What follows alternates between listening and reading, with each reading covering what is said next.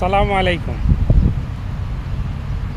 প্রিয় ভাই বোনেরা, আপনাদেরকে ছোট্ট একটি গল্প বলি। তা হলো, এক লোক তার স্ত্রীকে সময় অসময় বিভিন্ন কারণে অকারণে মারধর করত। এখন স্ত্রী প্রথম প্রথম কিছু বলতো না, লাস্টে একদিন বললো, আচ্ছা তুমি যে আমাকে মারধর করো, তুমি কি আমাকে নিয়ে সংসার করবে না? তখন স্বামী কি বললো জানেন? স্বামী বললে, এই তুই কি আমার মায়ের ভাব দেখে বুঝোস না? এখান থেকে কি শিখলাম? আমাদের মধ্যে অনলাইন অফলাইনে অনেক সম্পর্ক আমাদের আছে, ঠিক আছে?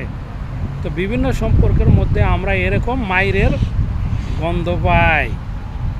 মায়ের ভাব দেখে বুঝতে হবে যে সে আমার সাথে সংসার করবে কি করবে না, ঠিক আছে?